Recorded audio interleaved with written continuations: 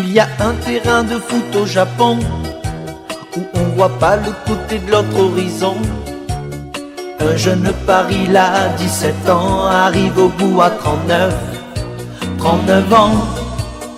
Il y a aussi des joueurs de ballon. Quand il frappe, le ballon n'est plus rond. Un gardien barjot qui saute sur les poteaux. Olive et Tom, mais on voit jamais Tom. Tom Olivier, prénom bien japonais. Tom Olivier, 15 épisodes pour marquer. Hey yo les Genin, c'est l'Ermite et vous êtes bien sur la chaîne de l'Ermite Légendaire. Aujourd'hui, on se retrouve pour la reprise des grands formats de l'antre du manga. Enfin, depuis l'arrêt définitif de son manga, j'ai eu envie de vous faire découvrir, ou plutôt redécouvrir pour la plupart d'entre vous, l'œuvre de Yoichi Takahashi, un manga que vous connaissez tous sous le nom de Olive et Tom. Et tout de suite, générique.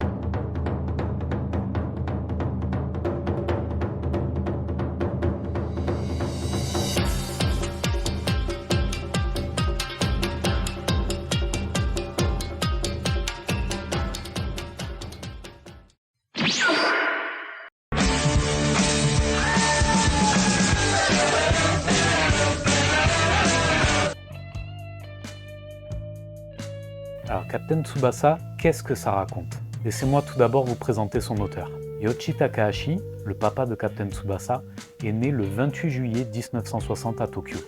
Mangaka au trait affûté et ultra précis, il se spécialise dans le shonen neketsu, le genre le plus populaire au Japon, mais également dans le monde. Toute son œuvre est basée sur des mangas de football. Car oui, Yoichi Takahashi ce n'est pas que Captain Tsubasa. Il a certes publié ce chef-d'œuvre, mais également d'autres titres qui ont rencontré moins de succès, comme Hungry Heart en 2002, en 6 tomes, Le Loup du Stade en 1999 au Japon, mais seulement en 2005 en France, 2 tomes. Moi Taro Misaki, paru en 2005 en France, mais en 87 au Japon, vous imaginez l'écart? C'est un recueil d'histoires courtes, centré sur le binôme préféré de notre héros, la Golden Combi. Keeper Coach en 99 au Japon, et en 2004 en France. Ce titre n'ayant pas rencontré le succès escompté, il s'arrêtera après un tome seulement. Dur de passer après Captain Tsubasa, hein. Yoichi Takahashi est un grand fan de sport. Il se passionnera pour le football après la Coupe du Monde de 1978 en Argentine. Il joue pour les Wings, une équipe de baseball amateur, sport très populaire au Japon, mais pratique aussi le basket, le tennis et le tennis de table. Pour l'anecdote, il est également le président du Nankatsu Sports Club depuis 2019. Créé à partir du club éponyme de son manga. C'est fou ça, quand la réalité dépasse la fiction. Captain Tsubasa, plus connu sous le nom de Olive et Tom en France, avec son générique qui aura marqué toute une génération, et ses terrains de 6 km. Dessiné et scénarisé par Yoichi Takahashi, il sera prépublié dans le Weekly Shonen Jump entre 1981 et 1988, pour un total de 37 volumes chez la Shueisha. En France, il sera édité par les éditions J'ai lu, avant d'être réédité chez Glénat.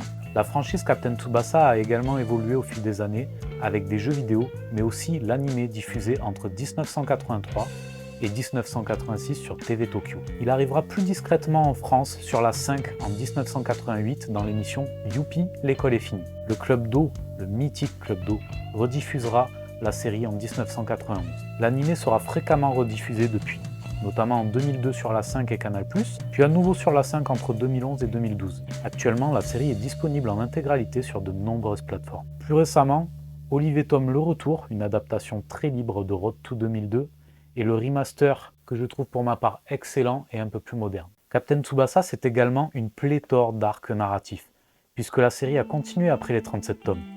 Nous avons donc pu suivre la carrière de notre héros dans Captain Tsubasa Warriors, Road to 2002, Golden 23, Rising Sun et dernièrement Rising Sun The Final, qui clôturera la série en avril 2024 après 43 années de service. Quelle carrière! La retraite donc pour Captain Tsubasa, qui aura eu une carrière remplie de succès. La série compte de nombreux one-shots et recueils d'histoires courtes également qui viennent étoffer le lore. A noter que Captain Tsubasa Kaigai Gekito Hen in Calcio et Kaigai Gekito Hen en la Liga, les deux étant en 2 volumes et 6 volumes, sont des suites à part entière, respectivement sur le parcours en Italie de Kojiro Yuga, mon chouchou, longtemps le grand rival de Tsubasa, et également sur le parcours en Espagne de Tsubasa. Ces suites se situent chronologiquement entre Golden 23 et Rising Sun. Après cette longue intro, passons à l'histoire. Captain Tsubasa, c'est l'histoire d'un jeune prodige du ballon rond, sauvé par le ballon avec lequel il jouait allègrement sur la route, sous l'œil attentif ou pas de ses parents. Il en fera son meilleur ami. Non, c'est pas creepy. Arc primaire. Il va débarquer dans sa nouvelle école et intégrer par la suite au cours d'un match improvisé l'équipe de Nankatsu. Nankatsu est l'une des deux équipes de la ville avec Shutetsu qui est bien plus talentueuse, notamment grâce à son fameux trio d'attaque, mais surtout grâce à un certain gardien. C'est d'ailleurs lors de ce match improvisé que Tsubasa fera 2 rencontres qui vont changer sa vie. Le match devait définir qui garderait le terrain d'entraînement et bien évidemment, comme à chaque fois face à Shutetsu, l'équipe de Nankatsu ne fait pas le poids. Le deal, c'est de parvenir à mettre un but à Genzo Wakabayashi, le perfect skipper. Nankatsu et même d'autres clubs de sport s'y essayent. What the fuck, tout y passe. Handball, tennis, rugby. Mais Tsubasa débarque et lance un défi à l'équipe de Shutetsu. Il va dribbler seul toute l'équipe à leur grande surprise. Finalement, un inconnu va lui faire un centre millimétré qui va finir d'une tête rageuse au fond des filets. La fierté de Genzo est entachée et leur rivalité commence. Le fameux inconnu n'est autre que Roberto Hongo, ou Roberto Cedinho en VF, joueur de l'équipe nationale du Brésil d'origine nippone. C'est également un ami du père de Tsubasa, qu'il a rencontré lors d'une croisière. Il va devenir son coach, son mentor et son ami. Roberto va entraîner Nankatsu et les prendre en main pour les aider à vaincre Shutetsu dans un vrai match. Et autant dire qu'il y a du boulot. L'œuvre serait bien trop longue à résumer tant elle est riche, donc je vais essayer de rester concis tant qu'à faire. Après la rencontre face à Shutetsu et la première apparition de Taro Misaki qui va constituer le duo magique avec Tsubasa, une nouvelle Nankatsu verra le jour. Celle-ci sera une sorte de Dream Team, regroupant les meilleurs joueurs de la préfecture, et Genzo deviendra le coéquipier de Tsubasa. Quelle alliance! La finale du tournoi national primaire va les opposer à la redoutable Meiwa, menée par Kojiro Yuga, un joueur agressif pour qui tous les moyens sont bons pour gagner, et également Ken Wakashimazu, le gardien karatéka. Ils sont épaulés par le jeune et talentueux Takeshi Sawada au milieu de terrain, et leur coach, M. Kira, est un ancien pro. Il sera très important pour l'évolution de ces 3 joueurs. Le rêve de Tsubasa est de partir jouer au Brésil pour devenir le meilleur joueur du monde et ramener la Coupe du Monde au Japon. Pour lui, c'est la patrie du football. On y vit le foot à chaque instant. Ça joue football, ça pense football, ça mange football, ça dort football, ça baise football. Voilà. Non, j'ai pas touché. Non, j'ai pas touché. Bref, Roberto lui promet de le prendre avec lui au Brésil en cas de victoire au tournoi, mais il va finir par douter et partir sans lui, et sans tenir la promesse qu'il lui avait faite, malgré la victoire de la Nankatsu.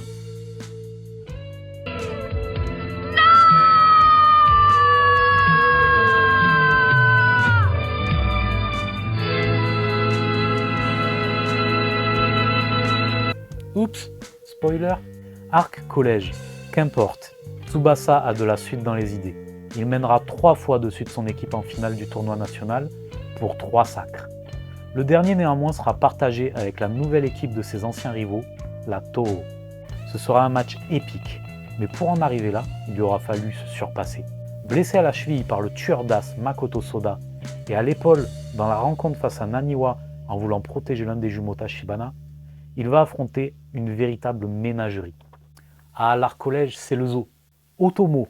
Ce match marquera les retrouvailles avec Kishida et Urabe, d'anciens coéquipiers de primaire. Mais ce sera la découverte également de Shunita et de son tir du faucon. Vous imaginez même pas comme j'ai vibré la première fois que j'ai vu cette frappe.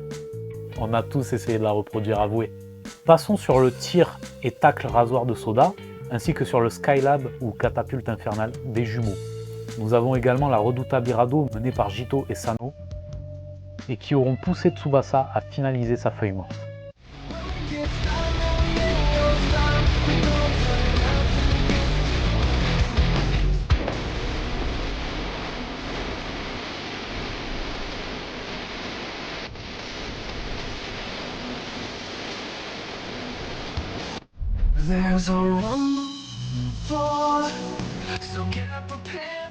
Il affronte en demi la Furano et le tir de l'aigle de Matsuyama, ainsi que leur attaque avalanche. En finale, c'est Kojiro Yuga, mon chouchou comme je vous ai dit, qui parviendra enfin à l'égaler avec son tir du tigre. Un tir mis au point durant un typhon. Rien que ça. Japon! Arc tournoi de Paris. Bon, le tournoi de Paris, c'est l'apothéose, puisqu'on le verra enfin en équipe nationale avec ses anciens adversaires. Après des matchs amicaux remplis de tensions et la rencontre d'un nouveau rival en la personne de Karl-Heinz Schneider, le Japon va rentrer dans son tournoi et va se hisser en finale, vous vous en doutez. Ils devront pour cela vaincre l'Italie et son super gardien Gino Fernandez, ou Zino Hernandez selon la traduction, l'Argentine du prodige Diaz et de son acolyte Pascual, la France de Pierre Elcide, rival de Taro Misaki, et Napoléon avec son tir-canon. Le slider shoot de Pierre également les mettra en difficulté, tout comme l'attaque Tour Eiffel. A noter que c'est la première fois où on constate de vraies erreurs d'arbitrage au cours du match, ce qui crée une tension inédite. Et enfin, pour finir, l'Allemagne. Cette finale est grandiose. L'équipe allemande est ultra quali avec Schneider et Magat, ou Margus en VF, en attaque, Schuster et Karts pour le milieu et la défense, et le gardien de l'ombre. Il est arrivé seulement à la fin de la demi-finale lors d'une séance épique de tir au but, et il jouera la finale. Dieter Müller. Ce dernier va donner bien du mal au Japon. Kojiro Yuga développera tout au long du tournoi son néo-tir du tigre pour rivaliser avec le fire shoot de Schneider qui lui était supérieur.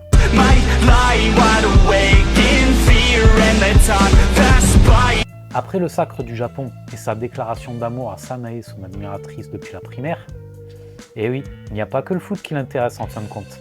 Tsubasa s'envolera enfin pour le Brésil grâce à Katagiri, membre de la Fédé Junior du Japon. Il retrouvera enfin Roberto pour vivre son rêve. Passons désormais rapidement sur World Youth, Road to 2022, Golden 23, Rising Sun et Rising Sun The Final. Bon, là c'est vraiment trop long, mais en gros, World Youth. Pour résumer, ce qu'il y a à retenir, c'est que c'est la Coupe du Monde Junior. Il y aura une victoire en finale face au Brésil de Roberto, Santana et Natureza, un jeune prodige. Santana qui sera au début de World Youth le nouveau rival de Tsubasa. Plein de nouveaux protagonistes apparaissent et de nouvelles techniques comme le tir du tigre foudroyant, le raid du shoot.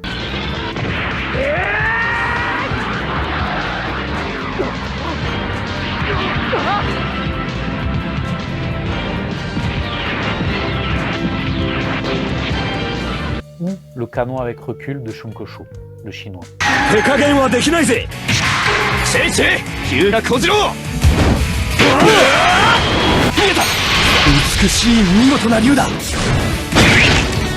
On découvre également Shingo Aoi, une vraie pépite japonaise qui arrive en provenance d'Italie.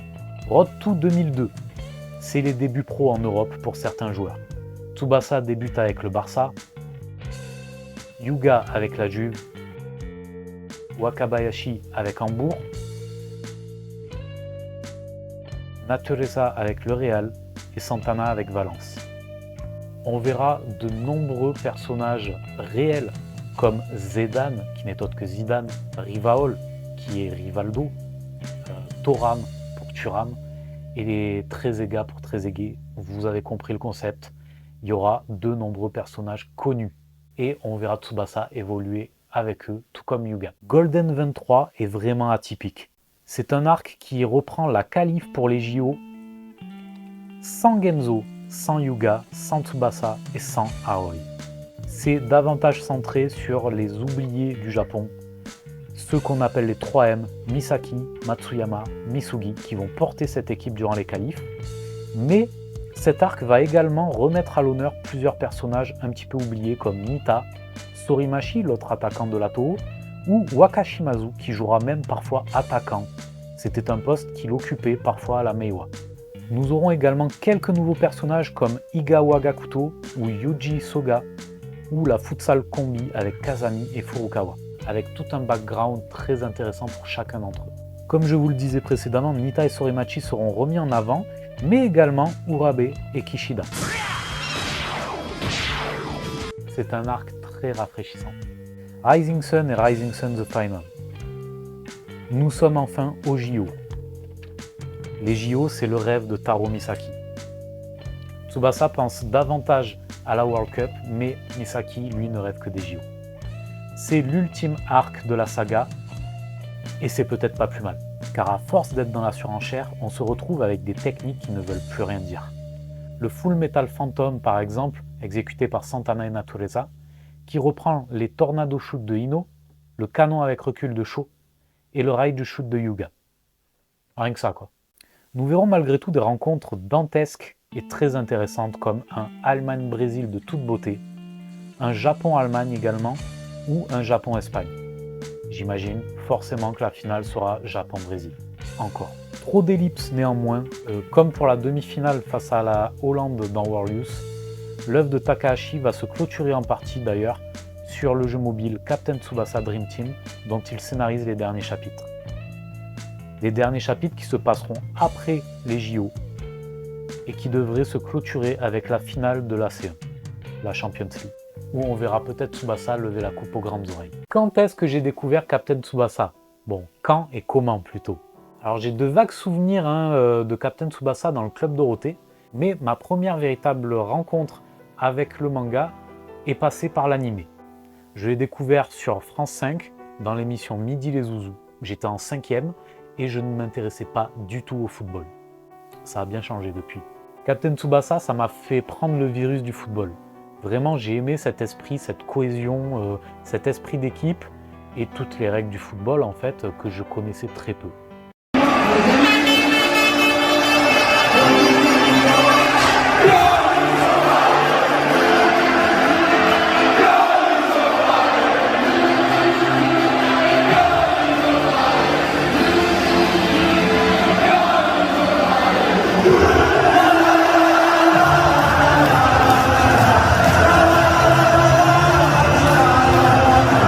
Pour vous dire, ça passait entre midi et 2 et quand je devais reprendre les cours, je ratais forcément l'épisode, donc je mettais une VHS pour enregistrer l'épisode que je matais en rentrant des cours. Et franchement, j'ai été mordu. J'ai découvert Olivier Atom de la New Team à la VF. J'ai découvert Mark Landers, Thomas Price, Leader Price, Ben Baker, Bruce Harper. Enfin, forcément, je me suis mis à lire le manga, je les ai tous trouvés. Notamment à Gibert, comme pour les Fly en fait, je les ai eus à des prix défiant toute concurrence. 1 ou 2 euros le tome, c'était génial. La première édition, la plus belle.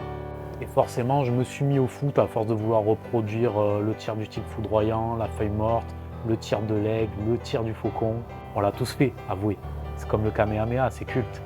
J'ai tellement saoulé mes potes pour qu'on travaille le tir combiné, vous imaginez pas combien de fois on a été chercher ce putain de ballon dans les tribunes. Pourquoi c'est cool? Pour tout ça en fait. Tout ce que je viens de vous dire précédemment, en fait, j'ai vécu mes meilleures années. Captain Tsubasa en a fait partie. Je me suis mis à jouer au foot, à me faire de nombreux potes grâce à ça. Le manga m'a vraiment subjugué. J'adore le trait, le coup de crayon de Takahashi. Surtout à partir de Road to 2022, parce qu'il a vraiment passé un cap à partir de ce moment-là. Son trait est vachement plus fin, vachement plus net. C'est d'une précision chirurgicale, c'est de l'orfèvrerie, c'est magnifique. Et je suis quand même pas mal dégoûté qu'ils mettent fin à son manga parce que, en fait, Takahashi est très très bon dessinateur, mais très mauvais en foreshadowing. Oh oui, parfois il va nous repiquer un petit truc qu'il a trouvé dans ses archives. Il dit si, mais j'en ai parlé là. Ouais, c'est tiré par les cheveux, mon gars, vraiment c'est chaud. Mais bon, dans l'ensemble, c'est vraiment un très très bon manga et ça reste cultissime. Si vous ne l'avez pas lu, je vous le recommande vivement. Tous ceux qui aiment le football, vous allez vous y retrouver. Et c'est génial. C'est juste génial. Et comme je disais, voilà, que ce soit le dessin ou le découpage de Takahashi, c'est un plaisir pour les yeux, c'est une régalade. Vous rajoutez à ça également le jeu vidéo Captain Tsubasa Rise of New Champions qui ajoute une version alternative de l'arc tournoi junior de Paris. C'est pépite. Vous pouvez créer votre avatar, votre équipe, les maillots, des tournois, enfin c'est génial. Vraiment ce jeu, je l'ai poncé en long, en large et en travers. C'est fantastique. Captain Tsubasa a stimulé mon imaginaire comme jamais et pour tout ça, un grand merci à Yoichi Takahashi. Seul bémol, comme je disais, c'est que trop d'ellipses. Parfois, le gars a eu sûrement la flemme de développer tout un match ou à la fin notamment de Warriors, Captain Tsubasa avait moins de succès. Ce qui explique le fait qu'il ait ellipsé la demi-finale face aux Pays-Bas. Mais c'est très dommage. Et d'ailleurs, si tu es fan de manga ou de l'anime concernant Captain Tsubasa, il y a donc l'excellent Captain Tsubasa en version remaster qui est sorti très récemment. Les saisons 1 et 2 sont sorties en DVD et la saison 3 est sur Crunchyroll si je dis pas de bêtises. Bon, pas de placement de produit, hein, je suis pas sponsorisé, mais bon, je le dis. Mais je vous conseille très vivement d'aller sur la chaîne Le Bazar de Tsubasa de Radunga. Il y a énormément de vidéos sur le sujet et pas mal de let's play sur Ice of New Champions également. Et vous allez voir, vraiment, il a une analyse très souvent ultra pertinente. Je suis pas toujours d'accord avec ce qu'il dit, mais 90% du temps, si. C'est vraiment génial. Donc n'hésitez pas à aller sur sa chaîne, à lui apporter votre soutien. Franchement, c'est un gars que j'adore. J'adore son travail. Voilà les Guénines, c'est tout pour aujourd'hui. J'espère que vous avez kiffé. N'hésitez pas à mettre les petits pouces en l'air, abonnez-vous, likez, partagez, soutenez la chaîne. Soyez curieux, construisons notre légende et je vous dis à bientôt. Ciao.